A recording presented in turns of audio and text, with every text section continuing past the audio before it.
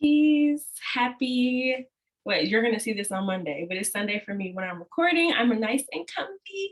This is a Christmas gift from one of my friends, but peace and welcome back to another video with me, Lani G. I am so excited that you are, being willing to share your time and energy with me today because it's valuable to invest in yourself. In today's video, I hope that you find that it is a valuable investment for yourself. I also want to just, before we get into it, y'all, Mercury is in retrograde right now.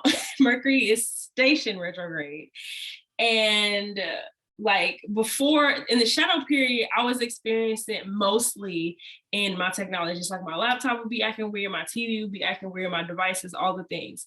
And I'm now starting to feel it up here in the way that I communicate and in the way that I receive messages. So just if you didn't know, when Mercury is station retrograde, Mercury rules the intellect, communications, how we give and receive messages, travel, stuff like that. So like you can experience delays and things right now. We're called to be more patient at this time and, communicate authentically, but also understand that there still may be some miscommunication because Mercury is a little wonky right now.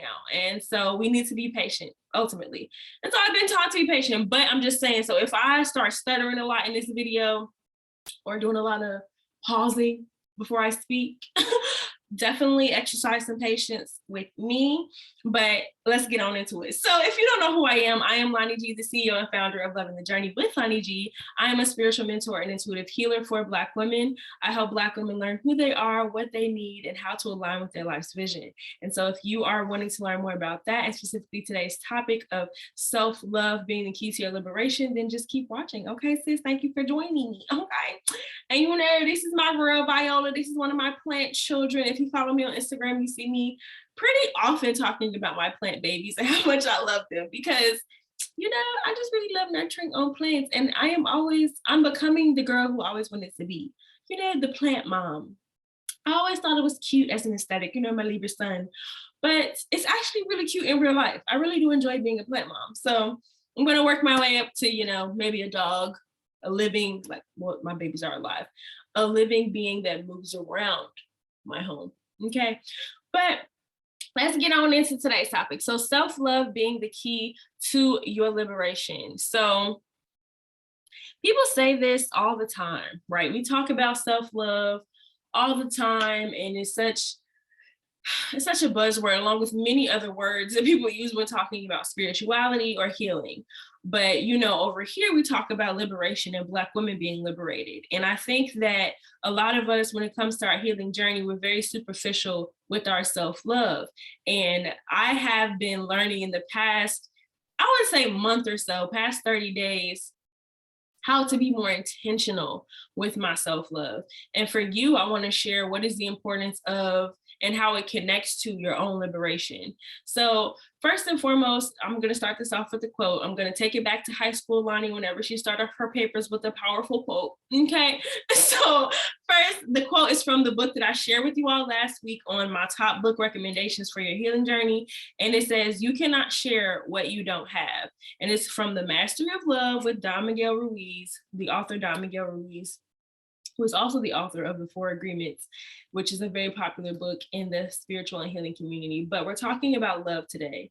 And so self-love is incredibly important because of that quote in itself. You cannot share what you don't have. And a lot of us are very committed to showing up for people, doing for people, especially Black women, when we've taken on the role, and we've also been conditioned to be in the role of serving others. And there's never really a conversation about how we can serve ourselves and how that can help us to serve others. Not saying only serve yourself so that you can serve others, but I want us to experience joy, love, and the beautiful things in this life without it being tied to our, service of other people, even though we are in the year 6 and it is time for us to be of service, but that's a topic for another day. But again, the more we love ourselves, the more that we can show that love to other people. But ultimately, again, going back to self-love being your key to your own liberation is this idea of us showing up in love for other people, and how that is more so making us do things out of obligation, making us feel more restricted in our lives, and really just in general not serving ourselves.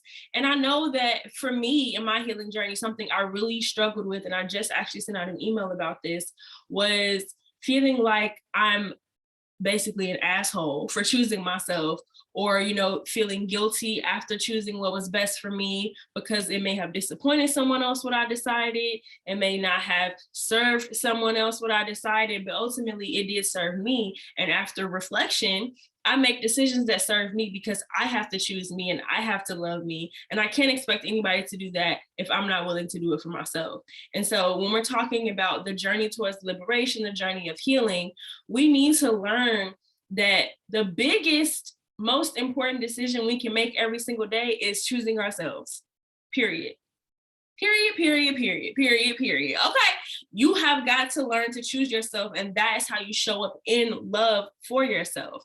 A lot of us really internalize and hold on to shame and guilt for choosing ourselves and doing what is best for us. And so I was just reading another chapter in another book, You Are a Badass by Jen Sincero, where she was talking about, when it's time to maybe let some people go in your life.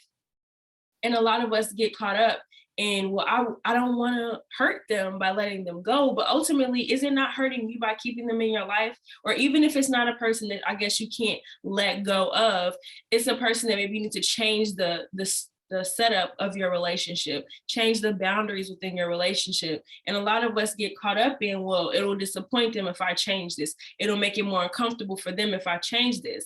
And an affirmation I pulled today is, I honor my boundaries even when it makes others uncomfortable. Because ultimately, why are we sacrificing our comfort for other people? Who is it serving? Because you're not serving yourself because you are uncomfortable, and you're not serving them because you're enabling their behavior to treat you a way that you don't deserve to be treated, or you would just like to have more freedom within the relationship, whatever it is. Self-love is how you can free yourself. And ultimately, again, how I've learned how to show up more intentionally in my self-love is asking myself, does this decision feel like love for me? Does this decision make me feel like I am loved? Is this what love feels like for me? Does love feel like discomfort, or does it feel like ease? So these are the questions we can be asking ourselves when we're talking about showing up in love for ourselves. And that's really what self-love is, because self-love is very fluffy for a lot of people. It's very much, I get my nails done. It's very much, I get my hair done. It's very much, I take a nice bubble bath once a week. And those are nice. Those are wonderful. And also, what else are you doing to show yourself some love? Like, how are you living it out? Not just in a momentary action. How do you live a life that is showing yourself that you love yourself and you prioritize yourself and you support yourself and you affirm yourself? All the things that you desire to receive from other people, how are you creating those things for yourself? So today, your call to action is asking yourself, what can I do to show myself more love today? And you can ask yourself this every day, right? And when we're thinking about making a decision, let's say you are in the middle of a decision right now, like, what should I do? Ask yourself, what feels like love for me? What decision would feel like, this is me showing myself some love? Because the more love you can show yourself, the more love you can experience in this life. And ultimately, that is what I desire for Black women to feel, is a lot more deep, intentional love. And it starts with the love that we give to ourselves. So, but if you want to experience more love for me, you can definitely take advantage of any of the offerings that I have available. Click any of the links below to check out my offerings. I do have a couple of free offerings and a couple more on the way. I'm very excited for some things that I have coming down the pipeline for Loving the Journey with Lani G. But for right now, if you are wanting and willing to invest in yourself financially, you can click the link below to visit my shop and get either one of my journaling guidebooks, to get your shit together journaling guidebook, which features over 20 journal prompts to help you to get your shit together. Okay. And then we have the Art of Mothering Yourself, which is based on my workshop, which is one of the offerings that I have coming on the way. I'm going to be pre-recording this workshop for you all so that you can be more self-paced in your healing journey. I talked about this in my email list and how some people just aren't ready to share space yet, aren't ready to be vulnerable with other people. And so in my workshop, it was on Zoom. And so we pretty much are being vulnerable in front of a lot of people. And I realized I want to make sure that Black women are being served at all levels of their healing journey. And so soon I will have that available for you. But if you're wanting to get started right now, you can click the link below, visit my shop, and get your journaling guidebook to help you learn how to mother yourself. And then the last resource I have for you is a guide to heal your chakras. Chakral healing is very powerful, and learning how to identify what it looks and feels like when your chakras are out of balance is really helpful, because you can get straight to the root of the problem, okay? And start addressing that, not to fix yourself, but more so to understand what is imbalanced in your life, because these are our seven main energy centers. And the more that we can cater to them and understand them, the more that we can cater to and understand ourselves. So thank you for tuning in. Oh, last offering, sorry. This one is free though. So you can just invest your time and your energy, which is a beautiful asset, into the 2021 reflection workbook, which helps you to break down 2021, what was the energy of that year for you, and then set clear intention for 2022 and what you desire to experience this coming year, because it's already done. You just have to decide so. So thank you for tuning in. Make sure you like this video if it provided some value for you. Make sure you leave me a comment to let me know what resonated most with you, and subscribe and turn on the post bell notification so you're aware of when I drop future videos, because I want to be here with you more often. Okay. So thank you once again. I hope you are continuing to love the journey, and I love you. Mwah. See you next time, sis.